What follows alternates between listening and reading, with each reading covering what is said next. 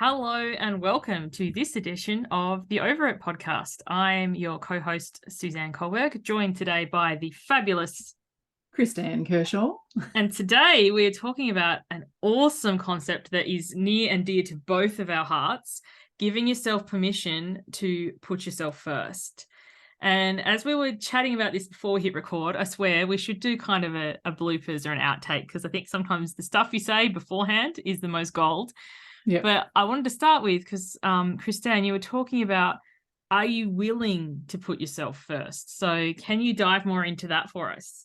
Absolutely. So a lot of the time when we start to go down the path of our health and well-being, whether it's looking at the mind side of stuff, whether it's looking at the physical body, there's a level of resistance there. And it can be that we really know that there's something from the inside that we would like to change. You know, is it joining a program? Is it doing a fitness thing, suddenly starting to get fit, empty out the pantry, right? We want to do something. We know that something has to change in order to change how we feel, look, whatever the thing may be. But what we don't realize is that we're often skirting around underneath the self-care that really needs to happen, and being truly willing to change the things that can make the long-lasting difference, rather than, oh yeah, if I change everything else, or if I rely on a guru other than me, then they'll change me and then I'll be healthier, stronger, fitter, whatever. But when we truly are willing to change at a deep level, the habits become easy. The effort, it's not efforting as in big effort, can't do it. It just becomes part of what we're doing. And you go, oh, you know, you've still got to focus on it to a degree, but it's a whole different level. And then it becomes ingrained in us and we can do it without thinking. It's part of the habits that we pick up, or it becomes less daunting than what it was to begin with, at least from my perspective. What's your experience been, Suze? I've been trying really hard to hold in my laugh because you're on such a roll, and I didn't want to interrupt, because it was magic what you were saying. But to me, it's so funny whenever someone says, oh, it's just really easy and whatever, like I just want to bitch slap them. I'm nothing if not honest. But the second part is, it's like when effort becomes effort. and what happens, the things you were talking about, joining a program, doing something about your fitness, cleaning the pantry, I think the reason, at least for me, is I always let myself get to a point where I'm so effort, as in like I'm over this. I try and do all of those things at once. And that's when they're not easy. Like, yeah, I'm sure, I'm paraphrasing, and I'd love to know more. When you say it's easy, as in you mean, okay, let's start with the program. So you've enrolled, let's make time to do it. And then, okay, fitness, let's look at that. Whereas to me, when I hear those things, I'm like, oh, I'm going to do them all tomorrow. And this is a huge thing, right? Because when it's everything at once, you go, whoa, that elephant is really big. Whereas if you chip away and you just eat the elephant, and I feel really mean saying that we're going to eat the elephant, because that's just anyway, let's use another analogy. But I want to say, for anyone listening, it's so funny how this is who I am now, as in like I am totally on board and on the page as you, but the inner me, the over it me, is cringing, because it's like, yeah, I know all this. So if you're listening and you're thinking that, like, I just want to say that you are not alone. And the reason Kristan and I speak so well to this is because we've both been there. It's like, even something like this, let's start a podcast. You and I were like, okay, we'll record and then it'll be there. And it's like, we need to do cover art. We need to come up with a name. We need to record a trailer. Like, this was a lot more complicated than either of us, or maybe it was, I'm projecting here. And I think so often we're like, let's just change our life on Monday. Yeah. And when I'm talking easy, I'm talking we integrate things into our daily routine and it feels good. And so the positive feedback loop becomes, I can do this. I'm willing to do it. And then there's a realize deep inside us that actually I can do this. And are we going to do it perfect all the time? No chance. Because what is perfection anyway, realistically? But what we can do is start to enact things that can help us to feel better, which then the more we feel better from it, the more likely we are to go, hey, I'm going to keep doing that. And I'm going to pretty consistently do it until we don't. And then we don't feel good. And we go, hey, I stopped doing that thing and I don't feel so good. Maybe I'll get, and that tends to actually hasten the progress, because then we go, right, I'm back to that consistency. People will ask me with my routine of, various things like magnesium or cod liver oil or whatever, how do you remember to do that? And I'm like, because I've tied it with something else, firstly, so that makes it easier. It's not effortless, because, you still got to put effort in. I've heard you say something along that line before. Effortless, not effort none. Exactly. That's it. But because I've tied it with something else, that makes it a little bit easier, a little bit more. There's other cues to remind me. But I tell you what, if I go without those things for a while, that's a pretty quick reminder of energy low, brain not functioning. So I've gotten to a point where it's become easier than what I'd ever thought it would be, because I feel better for it. So I make the effort to tie it with the habits. I mean, that's way down the track. But the first thing to think is, are you truly willing to go to a point of self-care is our main focus for today? Are you really willing and ready to go, I'm a priority. I actually need to do this for me. And if so, what do I need to do?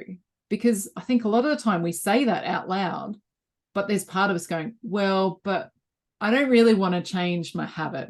Oh, but the kids are actually really needing more of my attention than I'm really. So the excuses start to come in. And if you can find a way, so the reason that I headed down this path when we were talking about it before we started recording is, so often people come to me when they've had a big scary thing happen, a big health scare, a big change in their family situation, whatever it is. And that's the movement that then that they're stepping into that. Okay, I am absolutely willing to change. I'm willing to do whatever I need to, because I can't go back to where that was, or I need to recover from that sickness or that scenario. And sometimes we have to have that fall before we can get up again and start to truly commit to that. Are you willing to put yourself first? Oh, that's got my brain turning, because what I really want to say is, and this is going to be controversial, so we never shy away from controversial here, but sometimes it's easier to have that fall that you speak about, because what's the saying? Once you hit rock bottom, the only way is up. Whereas if you're in that over it phase, where what you were talking about, the excuses are coming in, the kids really need me, I have to do this overtime and all this sort of stuff. It's kind of like we've gotten into it's coming into, at the time of recording this, it's coming into summer here. So I'm thinking in my mind, the tube, what do you call the inner tube, where you kind of lie in it in the water and you float around? Like the thing. They're really easy to slide into, but they're fucking hard to get out of. You're trying to, you're flailing and you're trying to get out. And it's kind of like when we're in this place, like when you say, are you willing to put yourself first? When you've hit rock bottom, you've had the health scare, you're frightened, everything's on the line. If not now, when? Because there might not be an ever. But if you're in this kind of pool noodle, relax, float along thing, it's not really comfortable, because you must admit that they're not really the most comfortable thing to be in, but they're even harder to get out of, because you might kind of fail, inverted commas, getting out and splash yourself and everybody else. Or maybe that's just me. I'm thinking the last time I went to the water place and I managed to like get everybody, my husband just like pissed himself laughing, because he's like, I've never seen anybody exit a noodle that spectacularly as you, Suze. So it's easier just to stay there than risk upsetting the balance. Mm-hmm. And I love too, the thing is, like, are you willing to put yourself first? So often we aren't, until we get to that rock bottom place. And when we say put yourself first, we're not talking do everything, join the program, start a fitness routine, clean out a pantry, whatever. We're talking about these baby steps. And when we're in this comfortable pool noodle type place, we're not yet desperate enough, but we're not also like, well, what's that going to do? What's that? Kristan, what's taking one drink of this a day gonna do? Like, that's where our mind goes. How can it be that simple? Yes. The number of times, how can something small be life-changing? Well, I'm here to say there's a little drink called an adrenal cocktail. And Susan and I have joked that we'll have an episode one day that's just for the adrenal cocktail. But I'll give it a appropriate yucky note juice here. episode. yeah, that's right. So if you ever hear Suze talk about yucky juice, this is what it's about. It's called an adrenal cocktail. It's a drink that has sodium, potassium, and whole food vitamin C, typically orange juice, cream of tartar, and salt. Sounds a bit of a strange combination, but that drink, if you prioritize yourself once per day to put that drink in or a variation of that recipe in, you actually can feel heaps better. You can sleep better at night. You can have more energy during the day. Are you willing to get some oranges? Get some cream of tartar if you don't already have it for Play-Doh or for other things in cooking and that sort of stuff, and salt, and find the recipe. We'll make sure it's in the show notes, and do that once per day. Like, that's it. But when we're not at the bottom, we may go, oh, I'll get to that tomorrow. Or you might read information and go, oh, well, it says the best times to take it are at 10 a.m. and 2 or 3 p.m. in the afternoon. And ideally, eventually you work up to 2, but pick one of those times. You know what? Have it whenever you remember it. If the time is becoming a barrier, what is the next excuse? Because Susan and I have both been there. When I first started this many, many moons ago, 2014, I first found out about these adrenal cocktails. Well, I couldn't have orange juice. Oh, well, I can't do it because of that. Oh, but lemon juice is okay. Okay, I seem to tolerate that. And so does the baby who is reacting to things that I ate. Okay. Oh, but I'm always busy with her at 10 a.m. and 2 to 3 o'clock. It's sort of the difficult times. She's either awake and I'm not thinking about it, or she's asleep and I'm trying to do all 1,000,001 things that you do when a baby is asleep. And then it was earth-shatteringly simple to just go, you know what? I'll do it when I remember to do it, right then and there. Or as things evolved, I actually worked out that I'll just take it in the morning and late afternoon when I've got help. Co-signed. I must say, this has been my biggest hang up, and Kristan is my coach with this, and she doesn't pull her punches either. This is why we get along so well. And my excuse has always been like, I never remember to take it at 10 and 2. Why do you think that I'm such a good coach? Because I'm a very difficult client. And Kristan was like, why don't you just take it when you take your vitamins? I was like, oh. And then I remember, and the other thing too, as you just said then, take it when you remember. And a couple of times I honestly didn't remember till late at night, and then I didn't sleep well. And Kristan's like, well, just leave out the orange juice and have the cream of tartar and salt. And that's, you think yucky juice is bad? Sand juice, it's even yuckier. But it was like, oh, because the sweetness of the juice keeps me up. But I think it's so funny because, as you've said, and it's funny, we're recording this in the afternoon and I'm flailing a bit, and I'm like, as soon as we get off this, I'm so going for the yucky juice. But I almost had it before we came on, but I was like, oh, I was going to be late. And then it's another story, because honestly, I know you wouldn't have minded, Kristan, if I'm like, send you a message, I'm just making a yucky juice. You would have been like, I'm here for this. So how often do we get in our own way by saying, oh, we're going to be late, or we're going to let this person down, or whatever, when honestly, if it's for something where we're caring for ourselves, they would want that for us. Absolutely. The little things can make a difference. And it's just like, how many people are struggling and won't ask for help, even though the next person over, like if I was struggling with something and I went, Suze, I don't know how to do this, blah, blah, blah.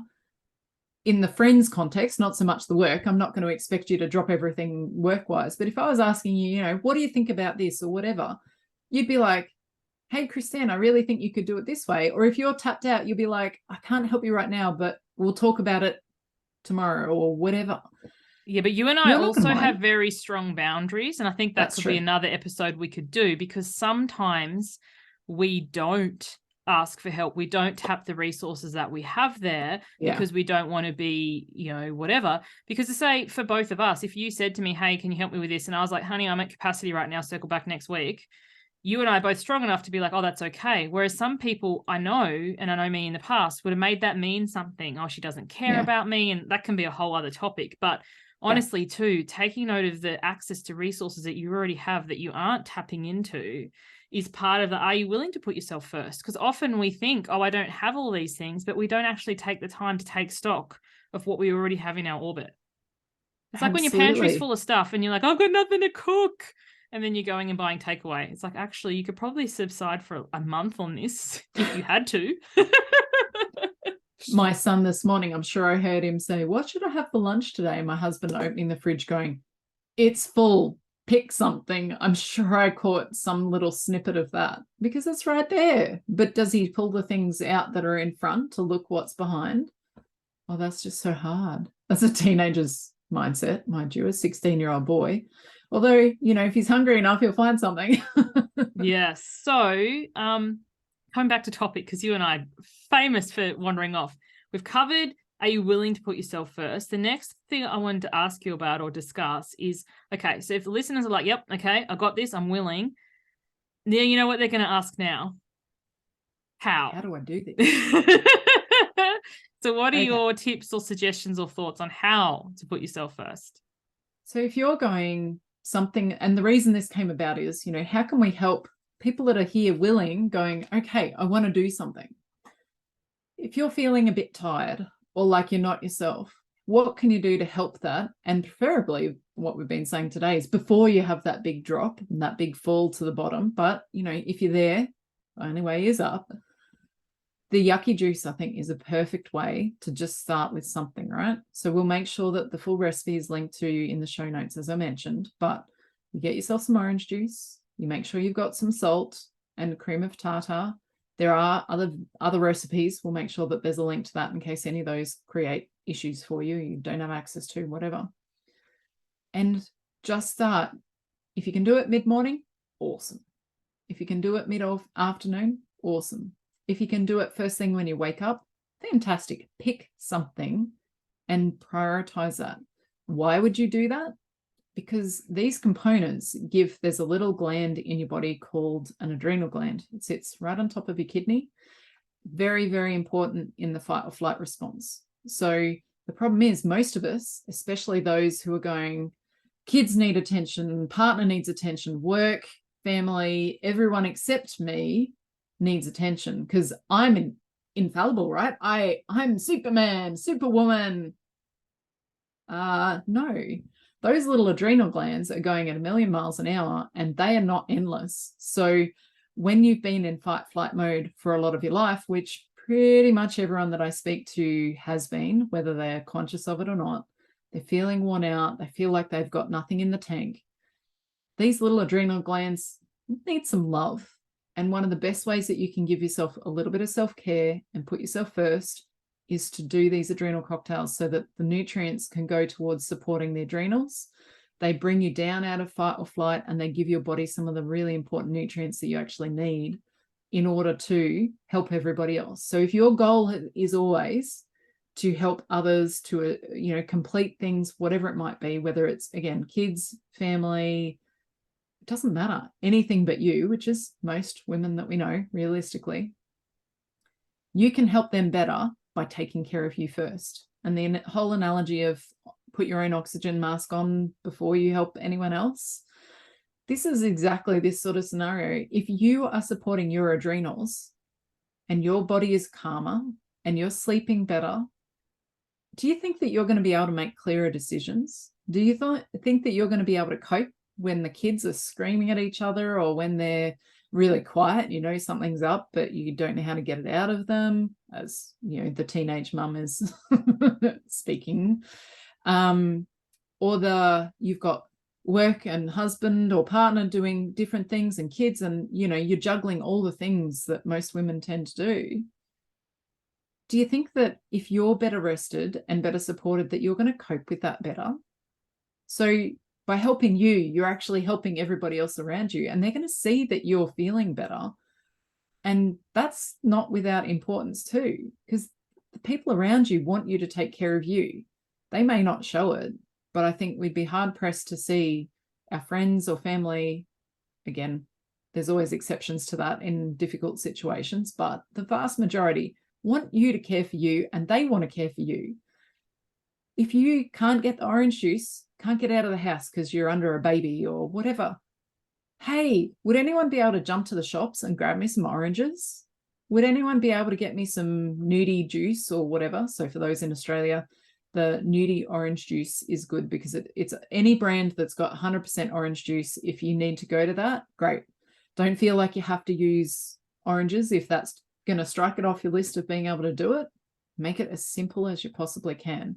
Always aim for nothing else in it. That would be my only encouragement. It really is worthwhile getting not the concentrates, not the, orange style juice or whatever where it's reconstituted. Try and get actual orange juice, or get some oranges. If money is a challenge, see if anyone you know has got extra oranges. Depending on the time of year, you might be able to get oranges from someone who's got extra, or other citrus, whatever. There's always a way, but you may need to ask for help. And I know that can be really challenging. So I'm going to put it out there as a challenge. Doesn't mean you have to do it right now, but those around you will probably want to help. There'll probably be someone else who might already be at the shops and go, hey, yeah, I'm going this afternoon. I can grab it and drop it off. I don't know. I think this is such a good point, because there's stages in this: asking for help, being open to receive help, going through the thoughts that go through your head when you get help, and realizing that not everybody has the same story that you do. Like, it's funny, at the time of recording this yesterday, I managed to inadvertently end up child-free. You'll hear about this later because I shared it somewhere else. Kristan will anyway. But it was funny because both of the parents of my kids' friends were already doing stuff, and they were like, hey, do you want them to tag along? And I was like, yeah, sure. And then my husband and I were both like, we have no children. It's dinner time. Let's go somewhere that doesn't have chicken nuggets on the menu. Yes. And then as I sat there, once we ordered Thai food, I was so excited. In the back of my brain, it was that mum guilt, or, like, it was me, not them. Because I was like, they didn't have to offer. They could have said no. They have my phone number. Like, it is all good in the hood. But the thoughts that we have, like, if someone said to me, hey, Suze, can you go get me some oranges? Oh, I'm not going to the supermarket today, but I can go tomorrow. But like, if somebody says, I think a lot of our fear of asking is equal fold. If they say no, what we make it mean. But then if they say yes, we're feeling like we're being a burden. And this is where our own mindset work comes in. Because, like, honestly, if I'm going down to the shop, me grabbing you some oranges or some cream of tartar or whatever is not that much extra out of the way. And even if, like, in certain circumstances, I totally make a special trip, but not always. But I think there's this thing about, maybe that'll be a whole other episode, about asking and, and the response, whether it is yes or no. But circling back to, like, how to put yourself first and how to get started, for me, the biggest thing was overcoming the thing of, it could be that easy. Like, you're talking about a glass of juice once a day is going to make all this difference. And it's yes, the juice and the concentrate and the relaxing on the adrenals and all the stuff that you talked about, but also it's that step that I'm going to make myself a priority enough to ignore my email dinging, to ignore the mom, but also too, and you can talk about dosages and stuff if you want to with kids, but like, this is a family thing, hence how it got the name Yucky Juice, which I don't think we've said yet. When I gave it to my son, he was like, this is Yucky Juice, and hence that's what it's been called. And so for anyone going, I don't know if I want to drink this stuff, it doesn't sound great, it actually doesn't taste that bad. Like, it doesn't. And it's so funny, because at this thing yesterday where I told you I'd left the kids, when I came back, they're like, oh, we gave Casimir some orange juice, because, like, I said he can have whatever, he's no allergies. And he didn't like it. He said it was too sweet. And I was like, because he doesn't have orange juice without additives. That's so hilarious. Yeah, you really, and your taste buds do get adjusted to it, and actually prefer with the cream of tartar or another. I use different potassium in it now. So the cream of tartar gives the potassium, salt gives sodium, and the orange juice gives potassium and whole food vitamin C. So they're the key parts that we're looking at. Yes, some people will be concerned about the sugar in orange juice. Okay, so the amount is half a cup. That's it, about 125 mils, give or take, of orange juice. It's a little bit, and 1/4 teaspoon of salt, 1/4 teaspoon of cream of tartar, and that's the base recipe. Again, we'll make sure that there's a link for those who want to try different ones. But start with that if you can. Don't overcomplicate it by going, oh, I need to get a pre-made one, or I need to adjust that. If you can do orange juice and the other ingredients, just keep it simple. But those components together actually taste pretty good. Like it seems weird to be putting salt, especially in orange juice, I'm not going to lie. But your body will get to a point, and it can do it straight away. I never minded the taste. I did it lemon juice to begin with, and I never minded it. I did lemon juice in soda water. I have to caveat, I'm not silly enough to say go drink lemon juice by itself. I've got some standards, she says. yeah, I do have, absolutely. But your body will crave it, and you'll find different times your body will be like, knock, knock, I need one of those things. And you'll be like, I could really go for one of those drinks. And you'll be like, it's 6 o'clock at night. Why am I? Trust your intuition. This is another part of what this is, right?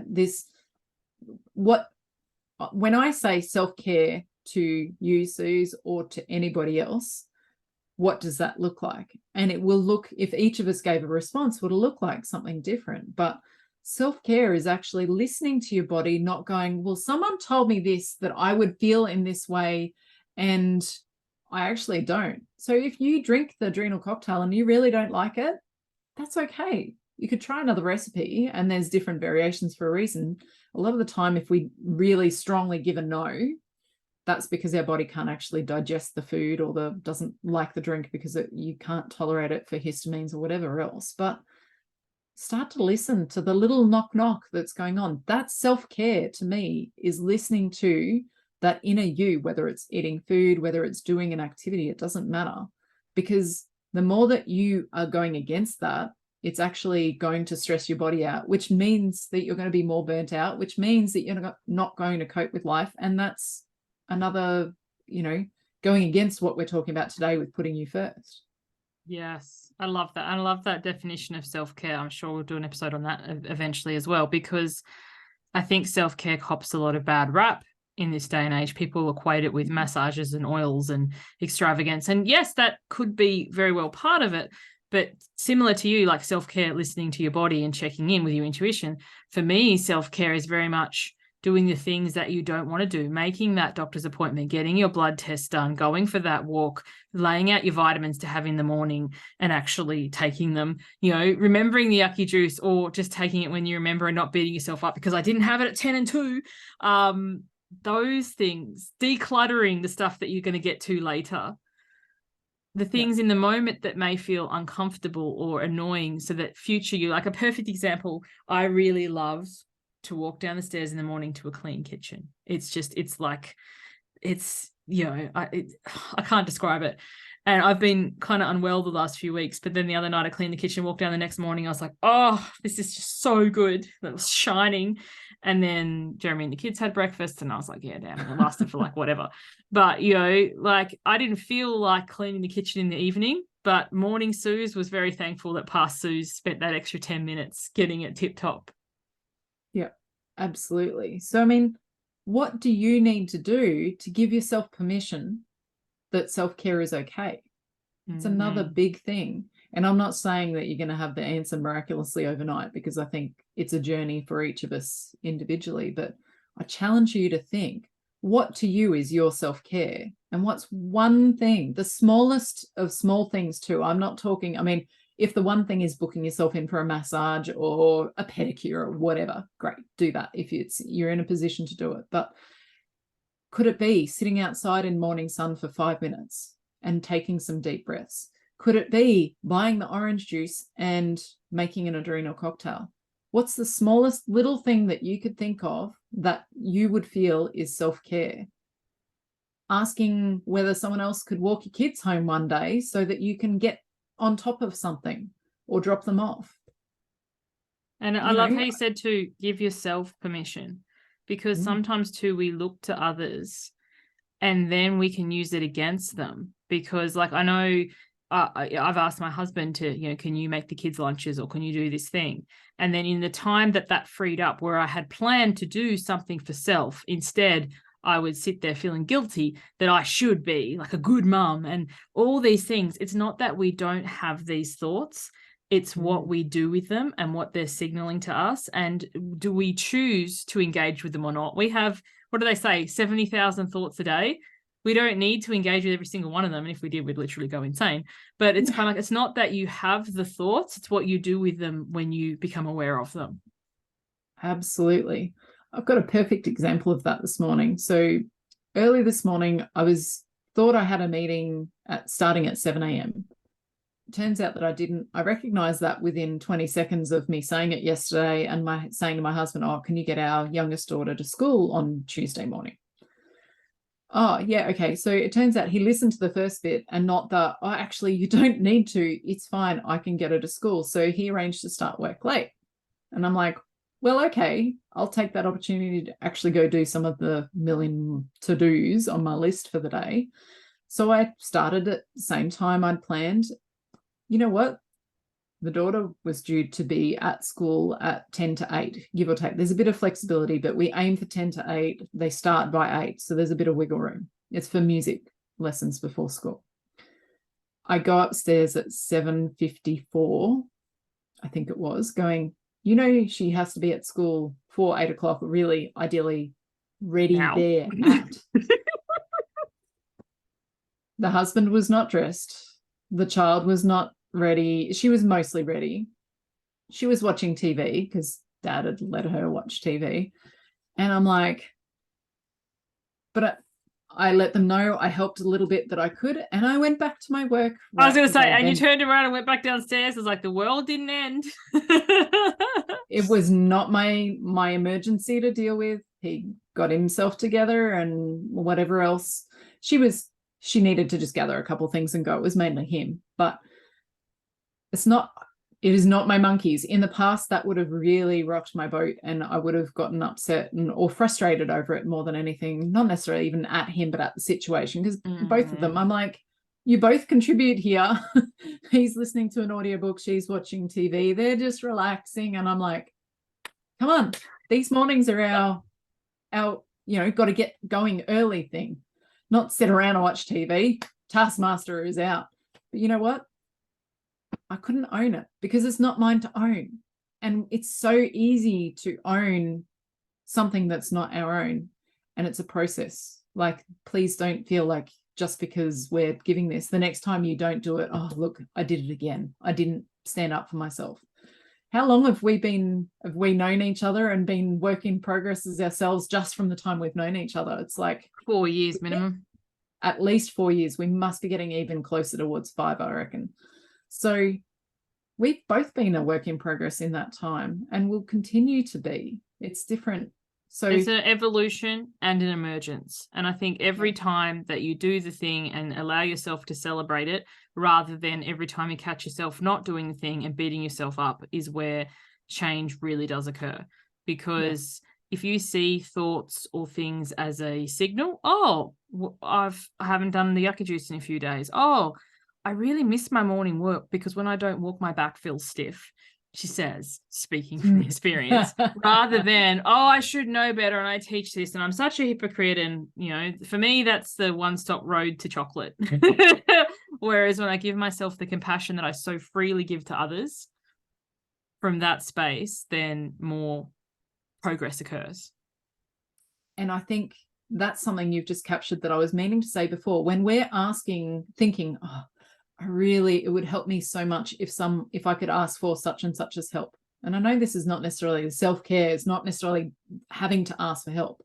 But if that's something that you could do to help you help yourself, what do you think that other person's going to be doing? If it's someone that you would turn to, chances are they care about you. Wouldn't they be going, hey, here's a chance for me to give back to someone who's helped me numerous times, or someone that I care about? Wouldn't that, like, I've got local friends, if I needed to pick up a child or whatever, let's say an emergency has happened, they're delayed on the roads, and they go, can you pick up my child from school because I haven't been able to get there? If it's a day that I can do it and whatever else, I'm going to go, sure, this is a great way for me to help that person. And I really enjoy being able to help other people just like they help me. So just when we don't see it as an imposition. Like, so say, for example, when my kids have a friend over, I don't see it as an imposition because the kids kind of play together, and I'm not saying I don't observe them, obviously, like Yeah. I'm not, but it frees me up because then they've got somebody to play with. So it's a win-win. And if sometimes I get to be the one completely child-free because my kids are the ones over at the play date, or sometimes I get to be the one, supervising it. But, we don't see it as an imposition. We see it as a chance to help out. Like if I've got a friend who's sick and they're like, hey, could you go to the pharmacy and pick me up some, I don't know, Band-Aids or whatever. And I'm like, yeah, sure. Because like, pick up my script or, get me some juice or, ice cream is the case may be, whatever it is, you feel like, oh, I'm doing them a solid. That feels good. We feel like we're helping, as opposed to when we are scrambling and we don't know what to do, like, and then we just do something like, and then it's not really that helpful. And then we're like, oh, it's not really received. Well, they didn't want that. It's so funny when somebody has a baby and I'm the practical person who like organizes food delivery or a cleaner or something like this. And other people say to me, oh, shouldn't you buy them like a little gift for the baby? Or I'm like, the kid doesn't need another outfit or a toy. The mum needs the time off from cooking or someone to clean for her. That's what I loved when I was, so it's kind of like those kind of are honestly the gifts that keep on giving. The practical Anywho, things. I'm just looking at the time, so we probably should wrap this up. What's been your biggest takeaway from this episode, Kristan? I think it's that giving permission to self-care, and it doesn't have to be when you're at rock bottom. So when my daughter was unwell or whatever, it didn't have to be that. But I'd not heard the knocks before that. But then I was like, okay, the knocks are loud and clear. I need to. So what can the listeners do to listen to the knocks, to listen to the, hey, I'm okay to give permission to me to do something for me. Doesn't have to be the yucky juice, do something else. I love that. For me, the biggest takeaway has been the example you gave with your husband and your daughter, where you kind of outsourced the job to him, then realized it wasn't being done in the way you liked, and then you're like, yeah, see ya, and walked back away, like not over caretaking and not, interjecting or whatever. It's kind of like, they've got this. And I think for a lot of us, especially mothers, it can be that thing like the homework's not on time or the project's not this. And it's like the world will keep on turning. And sometimes by, hesitate to say it this way, but letting our kids fail, they'll learn so much more from that than by enabling to rescue and jump in all the time. Absolutely. And that example, my daughter said, but there's no clock on the TV. And I said, there's one 20 centimeters to the right. It's right there. So the next time, do you think she's going to read the clock? Exactly. I love it so much. So thank you everyone for listening. If you have enjoyed this episode, please send it to a friend who you think may benefit, or if you haven't yet already, leave us a review or even a rating, like, give us 5 stars like an Uber. We love having you listening. And if you want to know more about our work, check either of our websites. And totally, Kristan is the Yucky Juice Queen. And if you have any way, shape or form that you can't have any of the ingredients or constituents, book a 15-minute complimentary call. I know she has them somewhere, and talk about working with her further, because it's these little things that can have such a big difference. Absolutely. Until next time, see you then. Bye.